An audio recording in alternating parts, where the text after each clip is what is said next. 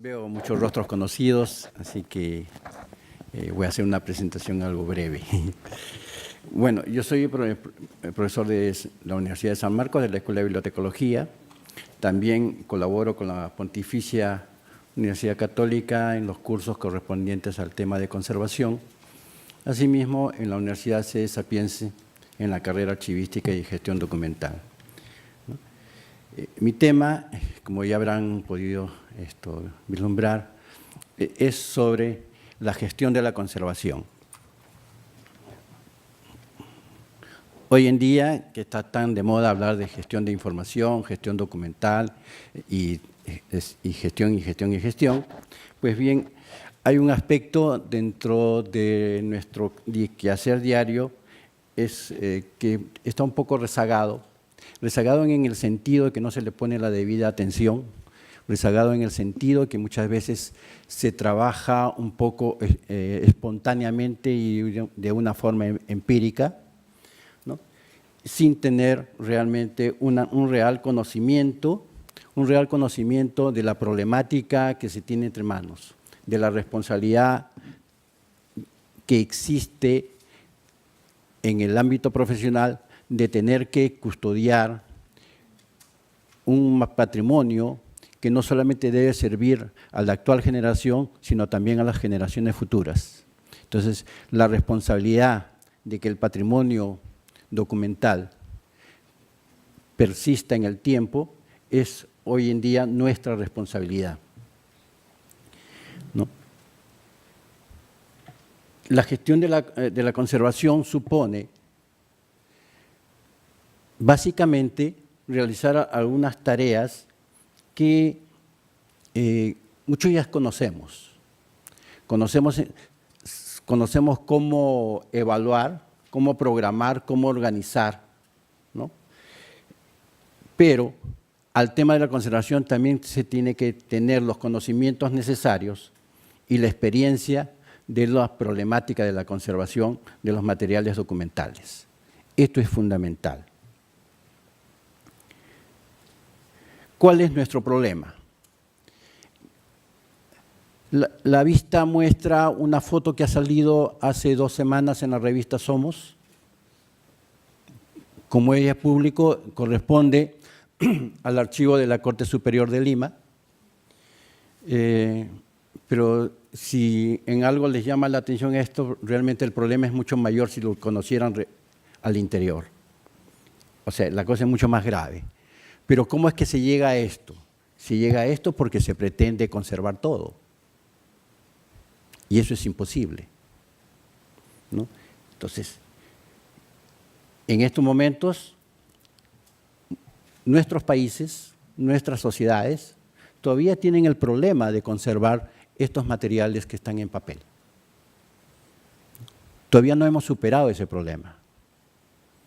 Si no, hagamos una visita así muy somera al Archivo General de la Nación, a la Biblioteca Nacional y a las entidades más representativas en cuanto a su temática de archivos y bibliotecas. Encontramos que tienen un problema. Grande, mínimo, pero ahí existe el problema. A ese problema hay que agregarle otras características. Y es que no estamos hablando de un solo material. Estamos hablando de una diversidad de materiales y que por lo tanto nos proporcionan también una diversidad de problemas. No es igual conservar fotografías que conservar documentos tradicionales en papel o películas cinematográficas que pueden llegar al extremo de ese estado de deterioro o de daño ya. Aquí hablamos ya de un daño porque es una pérdida de la película, en fin. Y los nuevos materiales que en los últimos 20, 30 años manejamos muchas veces con ciertas libertades sin tomar en cuenta lo que vendrá más adelante. ¿De qué medios disponemos? Tradicionalmente se ha visto en la restauración como la solución al problema de la conservación. Es decir, documento deteriorado o dañado, hay que restaurarlo. Esto es algo que se ha venido digamos, ha estado presente en la mentalidad de las sociedades durante mucho tiempo. Solo es a partir de los años 80 donde conservadores ligados a los museos cuestionan esta forma de pensar y nos hacen ver que existe otra problemática mucho mayor y mucho más importante, que es ver el conjunto del patrimonio documental. Ya no la pieza rara, la pieza que se está dañando y a la cual hay que restaurar, sino el resto. Lamentablemente, en nuestro medio no tenemos estadísticas. Ni el director de la Biblioteca Nacional nos puede decir cuántos libros de su biblioteca están ya en estado de deterioro avanzado. O el jefe del Archivo General de la Nación nos puede decir algún porcentaje de deterioro que pueda tener los documentos tan importantes que se albergan ahí. No se tiene, lamentablemente en nuestro medio no se ha procesado esta información, como sí lo tienen en otros países. La Biblioteca del Congreso de Estados Unidos sabe perfectamente que en poco tiempo el 30% de su material va a desaparecer por consecuencias del propio material. Lo mismo en la Biblioteca de Nueva York. En fin, tienen y manejan y procesan la información para conocer realmente su problema. Entonces, hoy en día ya no podemos hablar que la restauración es una solución, ¿no? Es una más de las herramientas que utilizaremos en el momento adecuado y en el material que realmente lo requiera. Entonces, lo que podemos hacer es poner en práctica programas de conservación preventiva, realizar planes de conservación. Cada institución debe desarrollar una política de conservación adecuada a su propia realidad. En esto no se puede hacer calcos ni copias. Se puede tomar modelos, pero esos modelos hay que adaptarlos a nuestra realidad o a la realidad de la unidad de información que se quiera procesar. Y como todo plan, se debe empezar por una evaluación. Esta evaluación debe partir de conocer todo aquello que tenga que ver con el patrimonio documental. No solamente la pieza en sí, el objeto en sí, sino todo su entorno. Y esto supone edificio, ubicación geográfica, problemas medioambientales, etcétera, etcétera, ¿no? Mobiliario, personal, usuarios, en fin, toda la gama de elementos que tienen que ver directa o indirectamente con el uso y conservación del material. Pero no debemos olvidar que todo este material tiene un significado y una importancia, y no todos los documentos ni todos los libros tienen el mismo valor. Yo mi experiencia es fundamentalmente con archivos, les puedo afirmar que en muchos casos, casi el 60 o 70% de los documentos que produce una institución es pasible a ser eliminada en un periodo de tiempo determinado. Y entonces nuestra atención debe centrarse en aquellos materiales documentales que sí deben conservarse para generaciones futuras. Ahí es donde debemos volcar toda nuestra experticia, toda nuestra profesionalización y los recursos necesarios.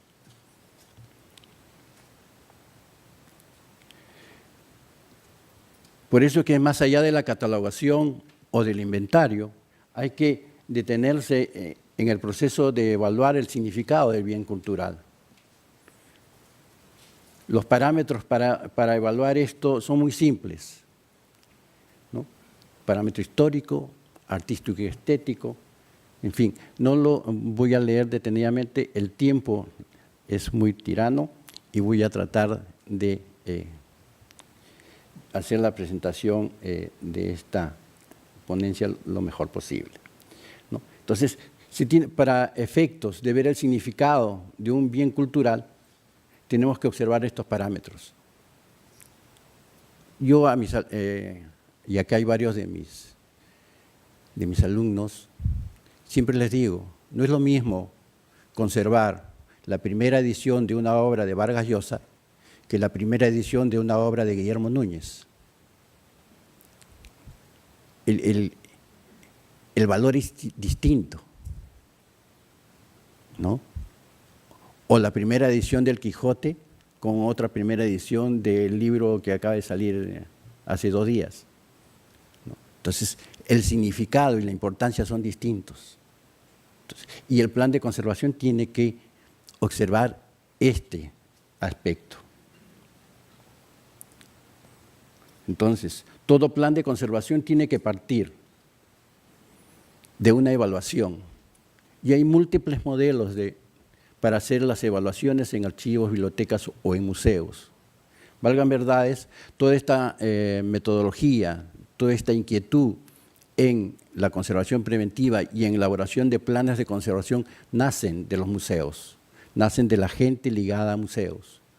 Están los casos de Philip Ward, de Benoit de Tapol, Gaël de Guichen, gente que en los años 80 comienzan a trabajar todos los aspectos de la conservación preventiva y fundamentalmente en museos, y que luego eso se ha extendido ya a las otras áreas, ¿no?, del patrimonio.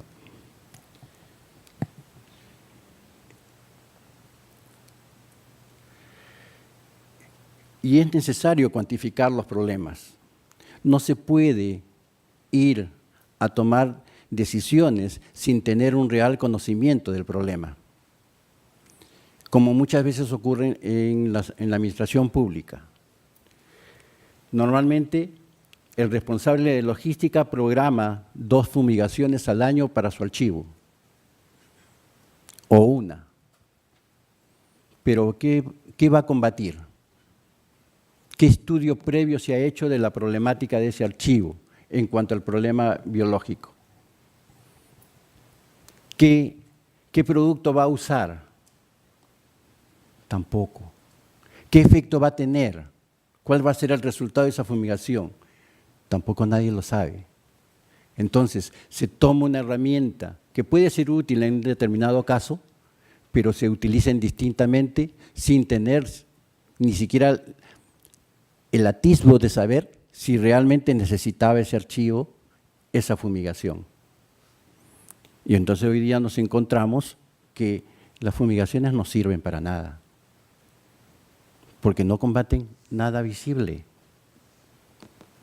¿Cuál es el problema? No lo saben. Entonces y ahí se van recursos. Bueno, y ahí se queda tranquila la administración porque ya atendió el archivo. Pero se equivocan totalmente, ¿no? Entonces, partiendo de un cabal conocimiento, sabremos exactamente si es necesario modificar el sistema de luces, si es necesario controlar la humedad o modificar la humedad, si es necesario poner ventilación, en fin, una serie de medidas que se pueden programar y presupuestar debidamente para solucionar problemas concretos de la unidad de información.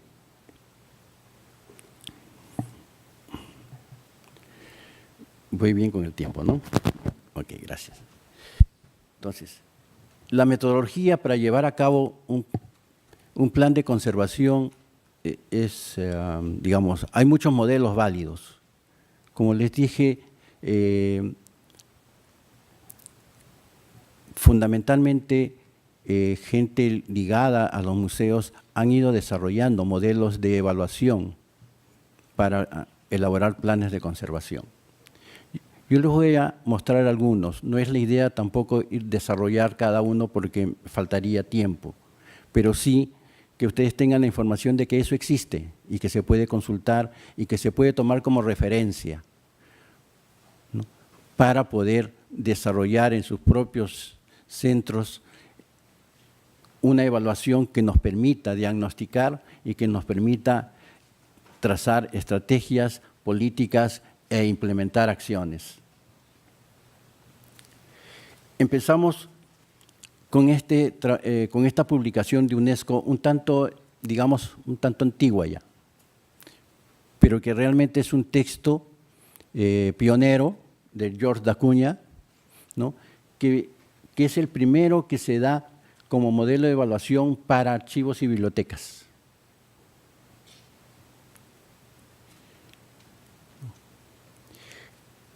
Y él establece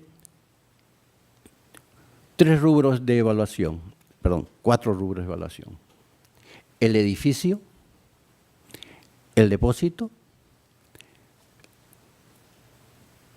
el conjunto documental y las piezas. O sea, son 4 formularios que nos van a permitir recoger información sobre esos aspectos de una unidad de información.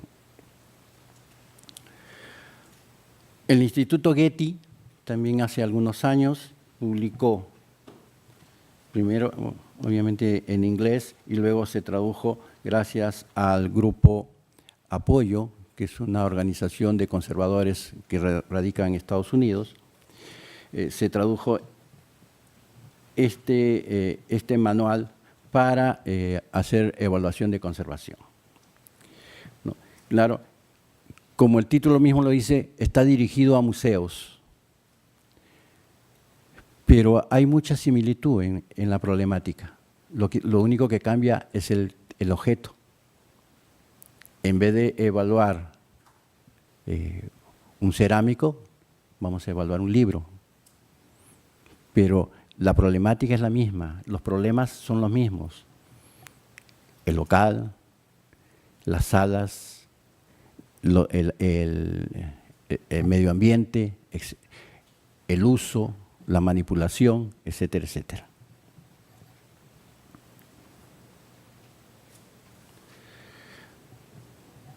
Los colegas cubanos desarrollaron otro método llamado Diagnos.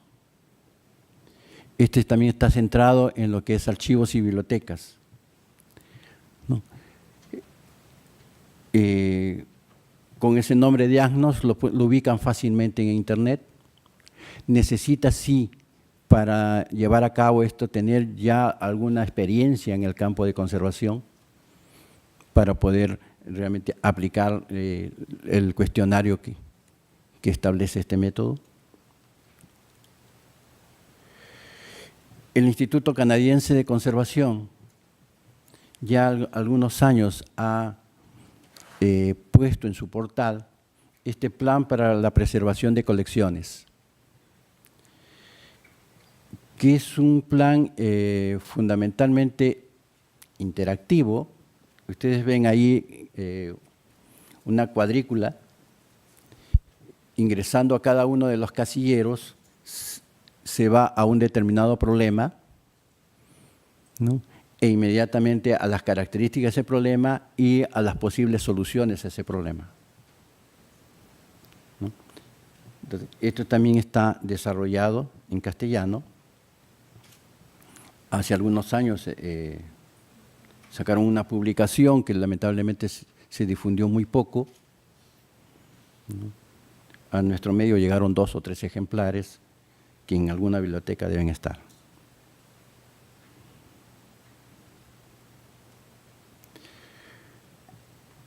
Luego tenemos esta publicación de Benoit de Tapol, un francés-español radicado en Barcelona, ¿no? Que tiene esta publicación, Herramientas para el diagnóstico de conservación.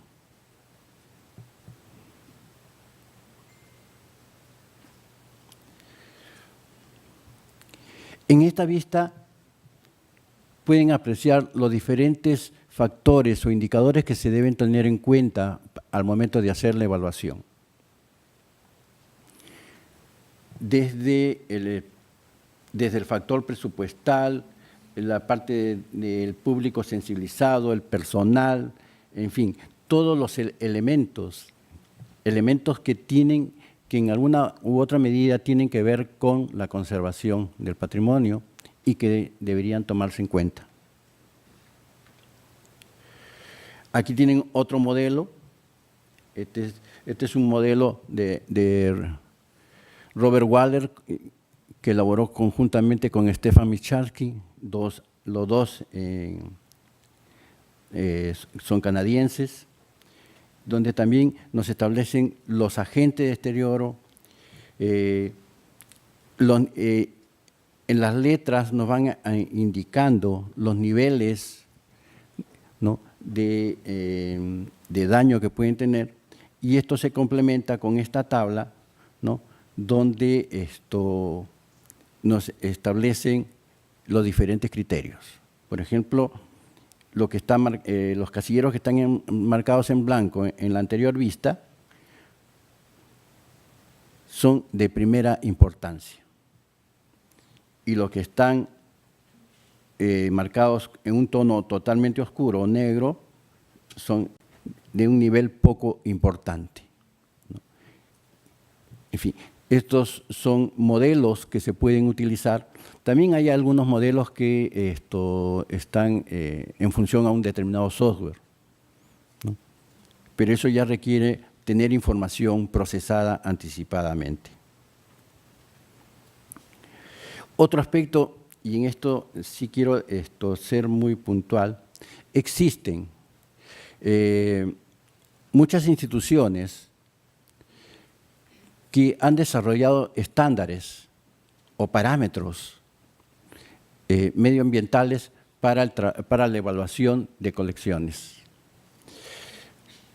Como ustedes pueden ver acá, papel grabado, acuarelas, se establece una temperatura de 16 a 19 grados Celsius y una humedad relativa de 45 a 60%.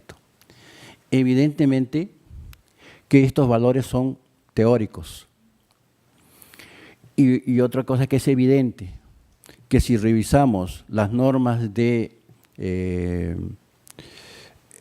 la Oficina de Conservación del Reino Unido o las normas de los Archivos Nacionales de Australia o del mismo Instituto de Conservación o las normas los estándares que da el IFLA, van a variar los valores. Es decir, no hay un consenso en este aspecto. Y está bien que no lo haya. ¿Por qué? Porque cada una de estas instituciones responde a realidades diferentes. Y entonces, antes de adoptar un valor de este tipo, se tiene que estudiar la propia realidad y buscar el valor que mejor se adapte a nuestra realidad. Para terminar, esta cita de María Rosa García Fernández, que un poco resume lo que hoy día les he querido mostrar. El tema realmente da para mucho más, pero nos ajustamos al tiempo que han establecido los organizadores. Les agradezco su atención y estoy dispuesto a cualquier pregunta. Agradecemos la ilustrativa ponencia del licenciado Núñez. ¿Y quien quiera hacer alguna pregunta? Si no hay preguntas, bueno, pasamos entonces a la siguiente exposición. Ok, gracias. Pero queremos dejarle un recuerdito de esta charla. Muchas gracias también.